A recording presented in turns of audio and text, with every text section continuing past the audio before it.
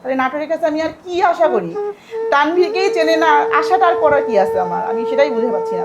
তখন তো এটা সামান্য ন্যূনতম টুর্নামেন্টও ওর নামে হয় না। ওর জন্য আসলে আমি নাটোরের কাছ থেকে ওর জন্য কিছুই পাইনি। আমরা নাটোরবাসী তাকে তানভীরকে চেনাতে পারি নাই। আর আমি একটু ক্রীড়াঙ্গনের প্রতি মানে কষ্ট নিয়েই ওদেরকে প্লেয়ার বানানোর চেষ্টাও করি নাই। আমি খুব যতটুকু জানি যে এই বাসাটা থেকেও আপনাদেরকে নেমে যেতে হচ্ছে, এটাও ব্যাংকের কাছে বিক্রি হয়ে গেছে, একেবারে দুর্দশাপূর্ণ অবস্থা। এই সময়টাতে আসলে আপনি শ্বশুর বাড়ি থেকে ওই সাপোর্টটা পেয়েছিলেন। আসসালামু আলাইকুম, সবাইকে এই মুহূর্তে সজাগ নিউজে স্বাগত জানাচ্ছি। আপনারা জানেন যে আমরা না বলা কথাগুলো বলার চেষ্টা করি। আজকে এমন কিছু না বলা কথাগুলো আপনাদেরকে জানানোর চেষ্টা করব, হয়তোবা একটা সময় আপনাদের গায়ের লোমও শিউরে উঠতে পারে। অস্বাভাবিক মনে হচ্ছে না, কিন্তু আসলেই সত্য।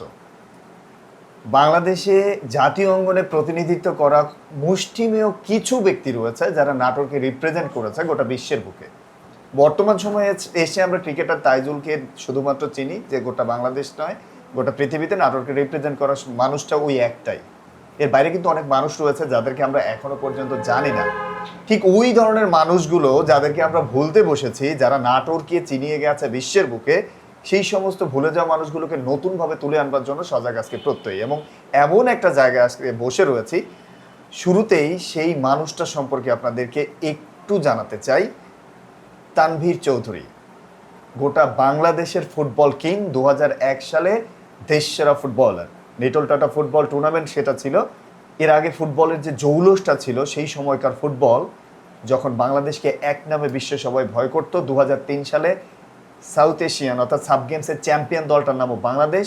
পেছন থেকে যাদের কারুকাজগুলো সবচাইতে বেশি ছিল, সেই প্রয়াত ফুটবলার তানভীর চৌধুরীর বাসায় আজকে, এবং আমরা আজকে স্টুডিওতে হাজির করেছি তারই সহধর্মিনী আলো চৌধুরীকে। শুরুতে আমরা তাকে স্টুডিওতে স্বাগত জানাচ্ছি। আসসালামু আলাইকুম, আপনি কেমন আছেন? ওয়ালাইকুম আসসালাম, আলহামদুলিল্লাহ ভালো আছি। তো ভাবি, দীর্ঘদিন পরে আসলে একেবারে হারিয়ে যাওয়া একটা নক্ষত্রের খোঁজে আমরা যখন খুঁজছিলাম, তখনই আসলে আপনার কথাটাই মনে আসলো যে তানভীর ভাই মারা গেছে অলমোস্ট 2018 সালের দিকে। প্রায় এই যে 7-8 বছর 9 বছরের যে ব্যবধানটা, এই ব্যবধানের গ্যাপে আমরা নাটোরবাসী হয়তোবা তাকে ভুলতেই চলেছিলাম। অনেকদিন বাদে যখন সজাগ নিউজে চোখে পড়লো, মনেই হলো যে আপনাদের মতো এই অবহেলিত মানুষগুলোকে একটু সামনে আনা দরকার। তো শুরুতে একটু জানতে চাচ্ছি যে তানভীর ভাইকে হারানোর পরে কেমন চলছে আপনার দিনকাল? কেমন চলছে এটা তো আসলে বলা যায় না। চলছে, আল্লাহ চলাচ্ছে, চলছে। এই তো 2টা বাচ্চা নিয়ে আসি, বাবার বাসায় আসি, এইটুকুই। তানভীর ভাইয়ের দুটো মেয়ে ছিল, অর্থাৎ জি। আপনার দুটো মেয়ে আছে। এই মেয়েদের বয়স এখন কত, বা তারা কোন ক্লাসে পড়ে? একজন বড়টা পড়ে 8-এ আর ছোটটা পড়ে 4-এ। একজন 14 বছর, একজন 10 বছর হবে। যে মেয়েটার বয়স 10 বছর, যখন তানভীর ভাই আসলে মারা যায়, সেই মাত্র 6 মাসের একটা জি, ছোট্ট জি, জি। বাচ্চা ছিল। সে হয়তোবা নিজেও জানে না যে তার বাবা গোটা বাংলাদেশের একটা আইকন ছিল, যাকে দেখে অনেকেই ফুটবলার হতে চাইতো। সেই মেয়েটা যখন বড় হলো, বাবার অভাবটা ফিল করে কিনা, বা বাবার কোনো কথা তাকে স্মরণ করিয়ে দিয়েছেন কিনা? স্মরণ তো করার মতো আসলে কিছু নাই। ও তো না বুঝার আগেই ওর বাবা অ্যাক্সিডেন্ট হয়েছে। আর যখন একটু বড় হলো, তখন দেখলো বাবা অসুস্থ। তারপরে তো না বুঝতেই মারা গেল। এখন বাবা কি জিনিস সেটা বোঝে না, শুধু ছবি দেখে আমার কাছে গল্প শুনে, বড় বোনের কাছে বাবার দেওয়া যেটুকু স্মৃতি আছে ওইটুকু শুনে শুনে যেটুকু বাবাকে ফিল করে, ওটুকুই ভালোবাসা, ওটুকুই মনে রাখা, আর কিছু নয় আসলে। একটা সময় আপনি ঢাকাতে অবস্থান করছিলেন, ঠিক পরবর্তীতে যখন আসলে সাংসারিক অবস্থার কথা শুনছিলাম, এবং তানভীর ভাইয়ের শেষ মুহূর্তে চিকিৎসার জন্য আপনাদের সংসারটা প্রায় ভঙ্গুর প্রকৃতির এই অবস্থাটা শুনছিলাম। বর্তমানে আসলে কি অবস্থায় আছে সংসারটা? সংসারটা আসলে আমি তো যখন তানভীর চিকিৎসাধীন ছিল, তখন আমার যেটুকু সাধ্য ছিল, আমার আব্বু ছিল, আর সরকার থেকে সাপোর্টের জন্য কিছু ওর চিকিৎসা চালাইছি। বাট যখন 1 বছর ওর অ্যাক্সিডেন্টের পার হয়ে গেলো, তখন সরকার থেকে আর কোনো সাপোর্ট পাই নাই। আব্বু ছিল, আমি ছিলাম, এইটুকু মিলে করা হয়েছে। বাট মারা যাওয়ার পরে সরকার থেকে বাবুদেরকে আমাকে একটু সাপোর্ট করছে, সেটা দিয়েই কিছু ওখান থেকে কিছু দিয়ে সংসারটা চলে, এইটুকুই। নাটোরের কথা যদি বলি, যে যেই ছেলেটা নাটোরের জন্য নিবেদিত প্রাণ ছিল, নাটোরকে এত কিছু দিয়ে গেল, এবং শেষ মুহূর্তে সর্বশেষ 2007 সালেও আমরা দেখেছিলাম যে রাজশাহীর মাটিতে নাটোর জেলাকে চ্যাম্পিয়ন করেছিল। তার প্রচুর সংখ্যক রেকর্ড রয়েছে। এই যে রেকর্ডের গ্লানিগুলো সব নাটোরবাসী ভুলতে বসেছে। নাটোরবাসী যারা ক্রিয়াঙ্গনের সংগঠক, যারা তানভীর চৌধুরীকে কাছ থেকে দেখেছে, কাছ থেকে চিনেছে, তারা তানভীর চৌধুরীর সাহায্যে বা তার ছোট্ট বাচ্চাগুলোকে পড়াশোনা করানোর ক্ষেত্রে এগিয়ে এসেছে কিনা, বা তাদের কাছ থেকে কোনো সাপোর্ট আপনি পেয়েছেন কিনা? না, সাপোর্ট কি, আমি তো মারা যাওয়ার পরে সাপোর্টের তো পরের কথা। যখন ও অ্যাক্সিডেন্ট অবস্থায় পড়েছিল তখন তো একটা সামান্য ন্যূনতম টুর্নামেন্টও ওর নামে হয় নাই, বা একটা ম্যাচ যে হবে, প্রীতি ম্যাচ হয় যে ওর নামে একটা প্রীতি ম্যাচ হবে, সেটা দিয়ে ওকে সাপোর্ট করবে বা মানুষ জানবে যে একটা প্লেয়ার অসুস্থ আছে। সে তো সাধারণ প্লেয়ার ছিল না, তাই না? প্লেয়ার তো অনেকেই হয়, তো তার মধ্যে কিছু হয় মানে বিখ্যাত, কিছু হয় একটু তো ও তো 19 এশিয়ান গেমসের ম্যান অফ দ্য টুর্নামেন্ট ছিল না 2000 সালে।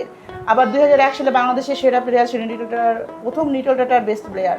এরকম অসংখ্য পুরস্কার আছে ওর, 14টা দেশ ঘুরছে। বাট সেই সুবাদে আমাদের নাটোরের গর্ব, সেক্ষেত্রে নাটোর ওর জন্য আসলে আমি নাটোরের কাছ থেকে ওর জন্য কিছুই পাইনি। বরঞ্চ লাস্ট এবার 2-3 বছর আগে আমি নাটোরে স্টেডিয়ামে ঘুরতে গেছিলাম, তো ওখানে প্র্যাকটিস করা ছিল সুমন বোধহয়, ওখানে একটা জুনিয়র প্লেয়ার, কথা হলো যে তানভীর ভাইয়ের বউ, তখন ও প্লেয়ারটা, সে ফুটবল প্লেয়ার, তাকে জিজ্ঞাসা করলো যে তানভীরকে, আচ্ছা ও একটা ফুটবল প্লেয়ার, ও নাটোরের ফুটবল প্লেয়ার, যে নাটোরের গর্ব, তাকেই চেনে না, তাহলে এটা তো আসলে ওই ছেলেটার দোষ না। আমরা নাটোরবাসী তাকে, তানভীরকে চেনাতে পারি নাই। তানভীরকে আজকে 10 বছর অ্যাক্সিডেন্টের, মারা গেছে 7 বছর হচ্ছে। আর তানভীরকে চেনাতে আমরা ব্যর্থ, ওই ছেলেটার দোষ আমি দেখি না। তবে যারা তানভীরকে চেনাতে পারেনি তাদের দোষ, নাটোরের দোষ, নাটোরবাসীর দোষ আমার কাছে মনে হয় এটাই। তাহলে নাটোরের কাছে আমি আর কি আশা করি? তানভীরকেই চেনে না, আশাটা আর করার কি আছে আমার? আমি সেটাই বুঝে পাচ্ছি না তো। দারুণ, আসলে আবেগের কথাটাই এটাই যে তানভীরকে চেনে না, এটা ওই ছেলেটার আসলে দোষ না। আমরা যারা ক্রীড়া সংগঠক আছি, আজকে ওনার সহধর্মিনীর এই কথা শোনার পরে আমার মনে হয় লজ্জা হওয়া উচিত। হয়তোবা আমি আপনাকে পার্শ্ববর্তী দেশ ভারতের কথা বলি, বা তার পার্শ্ববর্তী দেশ আপনাকে শ্রীলঙ্কার কথা বলি, কিংবা আপনি ফুটবল অঙ্গনে যদি একটু নেপাল ভুটানকে টেনে আনেন, ওই দেশের এই ধরনের কোনো আইকনকে যদি সেই দেশের কোনো প্লেয়ার না চিনতো, তাহলে তারা ওই ক্রীড়া সংগঠক লজ্জায় তার দায়িত্ব ছেড়ে দিয়ে চলে যেত। এমনকি তারা সুইসাইড অ্যাটেম্পও নেয়, এরকম অবস্থাও রয়েছে। সেটা কেমন আমি আপনাকে বলি, ভারতে প্রত্যেকটা প্লেয়ার যারা দেশের জন্য অনেক কিছু করে গেছে তাদের মূর্তি স্থাপন করে তারা। আমরা মুসলিম সংস্কৃতির দেশ, আমাদের মূর্তি স্থাপন করার কোনো অধিকার নেই, বা এটা করতেও আমরা বলবো না। কিন্তু ওই যে মঞ্জুরুল ইসলাম রানার মতো ক্রিকেটার যখন মারা গেল, আমরা কিন্তু ন্যাশনাল স্টেডিয়ামে তার নামে একটা ট্রেন্ড এন্ডি পেয়েছিলাম, অথচ সেখানে বসে খেলা দেখবে, ওই ট্রেন্ডের নাম ছিল হচ্ছে মঞ্জুরুল ইসলাম ট্রেন্ড। এইরকম সামান্য তানভীর চৌধুরীর নামে যদি অন্য কোনো জেলা হতো, আমি নাটোর জেলাকে আমি স্পষ্ট করে বলছি, আমার নাটোর জেলা ব্যতীত যদি অন্য কোনো জেলা হতো, হয়তো আমরা দেখতে পেতাম, যেমন রাজশাহীতে পপুলার হাসপাতালের সামনে ওই মোড়টার নাম দেওয়া হয়েছে মন্টু চত্বর। এই মিন্টু চত্বর কেন জানেন? মিন্টু হচ্ছে একজন হকি প্লেয়ার। রাজশাহীবাসী জীবনে কোনোদিন আর কোনো হকি খেলোয়াড়কে পাবে কিনা জানি না, কিন্তু মিন্টু যে রাজশাহীর একজন হকি খেলোয়াড় আছে, সেটা কিন্তু ওই চত্বর দেখে তারা জানে। আমরা কি পেরেছি তানভীর চৌধুরীর জন্য? আমরা কি পারতাম না তার জন্য যে কোনো একটা ভালো জায়গায় তার নামকরণ অনুসারে একটা চত্বর করতে? এই মানুষগুলো চাওয়া তো খুব বেশি কিছু না, তারা শুধু চায় মনে রাখুক তানভীরকে, তানভীর কি ছিল। কারণ তানভীরকে মনে রাখলে অসংখ্য তানভীর বেরিয়ে আসবে, তখন ওই প্রজন্ম বলবে যে আমরা তানভীর চৌধুরীর উত্তরসূরি, আমাদের একজন ওস্তাদ ছিল তিনি তানভীর চৌধুরী। কিন্তু আজকে দেখুন এই শিষ্যরা তানভীর চৌধুরী কে, এই প্রশ্নটা করছে। এখানে আমার তো মনে হয় সকলেরই আমাদের এই অভিযোগে অভিযুক্ত হওয়া উচিত। আমরা যারা খেলার সঙ্গে জড়িত, শুধুমাত্র সংগঠক নয়, আমরা যারা চেনাতে পারিনি, সাবেক ফুটবলার যারা তানভীরের সঙ্গে খেলেছে, যারা তানভীরকে সাপোর্ট করেছে, যাকে তানভীরকে দেখে আমরা হাততালি দিয়েছি টেলিভিশনের সামনে, সেই তানভীর নাটোরে আজকে এতটা অবহেলিত। এই তানভীরের নামে আমরা কিছু করতে পারিনি। এই মুহূর্তে আমি একেবারে জোরালো দাবি জানাচ্ছি অবশ্যই জেলা প্রশাসকের কাছে, যে নাটোরে অন্তত তানভীর চৌধুরী কি সেটা যেন আমাদের এই নিউজের মাধ্যমে বলতে না হয়, ভাবির যেন আক্ষেপ করে না বলতে হয় যে তানভীর চৌধুরী কে। এই কথা শোনার পরে তার মনে যেন হৃদয়ের কম্পন না ঘটে, প্রত্যেকটা মানুষ যেন দেখে যায় যে এই তানভীর চৌধুরী নাটোরের রত্ন ছিল, বাংলাদেশের রত্ন ছিল। যে মানুষটা এশিয়ায় 2000 সালে এশিয়ান সেরা খেলোয়াড়, 2001 সালে লিটল টাটা সেরা খেলোয়াড়, সেই মানুষটাকে নাটোরের মানুষ যারা নতুন ফুটবলার তারা চেনে না। আমি সাধারণ মানুষের কথা বাদই দিলাম, একজন ফুটবলারই যদি না চেনে, সাধারণ মানুষ তাকে কিভাবে চিনবে? তানভীর কে ছিল? খুবই কষ্টের একটা বিষয়। ভাবি, একটা কথা বলতে চাই, আমরা আপনার বাবার বাসায় এসে আজকে কথা বলছি। এটা এমনও হতে পারতো, আমরা জানি যে বাংলাদেশে আসলে যে পরিস্থিতি, সেখানে শ্বশুর বাড়ির কথা যদি আপনাকে একটু শেয়ার করতে চাই, যে সচরাচর আসলে হাজবেন্ডরা মারা গেলে তার বাচ্চা কাচ্চারা মূলত তাদের দাদা দাদিরাই বেশি আসলে দেখাশোনা করে। আমরা রিম্পি চৌধুরী নামে তার ফুপিও আছে সম্ভবত, এরকমও জানি। তিনিও যথেষ্ট ফুটবল লাভার এবং অনেক রকম ভাবেই ফুটবল সম্পর্কে আমাদের সঙ্গে যোগাযোগ করেন। কিন্তু এই যে আপনার বাচ্চা কাচ্চা সহ আজকে আপনার বাবার বাসাতে থাকতে হচ্ছে, এবং আমি খুব যতটুকু জানি যে এই বাসাটা থেকেও আপনাদেরকে নেমে যেতে হচ্ছে, এটাও ব্যাংকের কাছে বিক্রি হয়ে গেছে, একেবারে দুর্দশাপূর্ণ অবস্থা।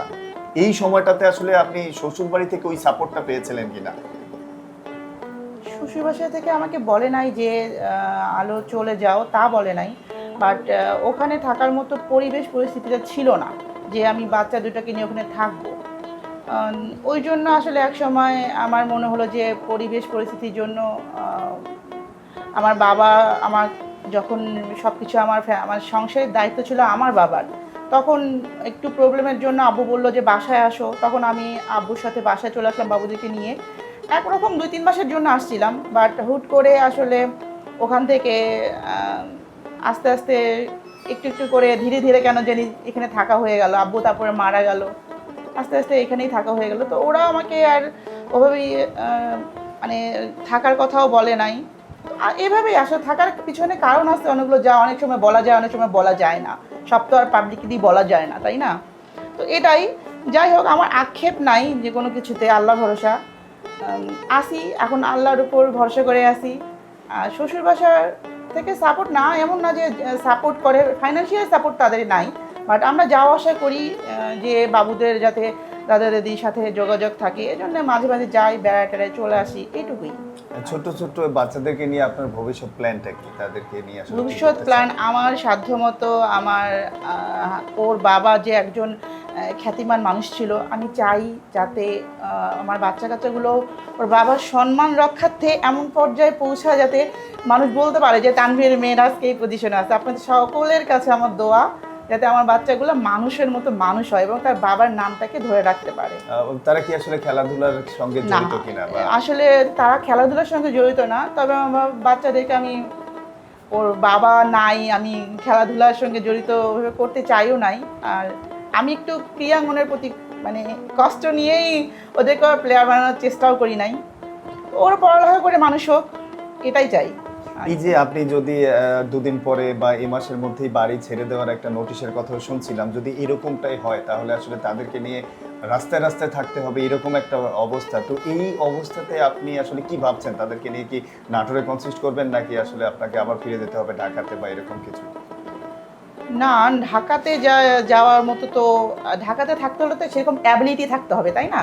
ঢাকাতে থাকার মতো অ্যাবিলিটি তো আমার নাই, সেহেতু নাটোরেই কোথাও বাসা ভাড়া নিয়ে থাকতে হবে, এই আর কি।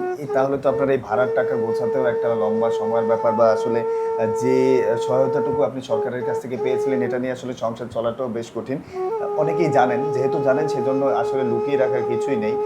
তানভীর চৌধুরী যখন মারা গিয়েছিল, একজন ফুটবলারকে দেওয়ার উদ্দেশ্যে কিছু ফিক্সড ডিপোজিট করে দেওয়া হয়েছিল, সেটা দিয়ে সংসার চলাটাও খুবই কঠিন একটা ব্যাপার। এবং বাচ্চাদের জন্য আসলে বাংলাদেশ সরকার যে কাজটা করেছিল সেটাও তাদের 18 বছরের পূর্ণতার আগে আসলে সেটা সম্ভব নয়। এই অবস্থায় একটা বাচ্চা ক্লাস 8-এ পড়ে, আর একটা বাচ্চা কেবল তার বাবা হারিয়েছে এটা বুঝতে শিখেছে, এই বাচ্চাগুলোকে নিয়ে রাস্তায় নামতে হবে তানভীর চৌধুরীর মতো দেশ সেরা খেলোয়াড়ে।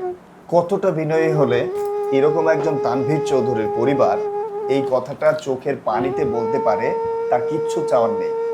এই মানুষটা নিজেও জানে না আজ থেকে 2 দিন পরে তার সন্তানদেরকে নিয়ে কোন বাসায় থাকবে, তার মাথার উপরে আদতে ছাদ আসবে কিনা। কিন্তু সেই মানুষটা চায় অন্তত এই মানুষটাকে কেউ যেন ভুলে না যায়।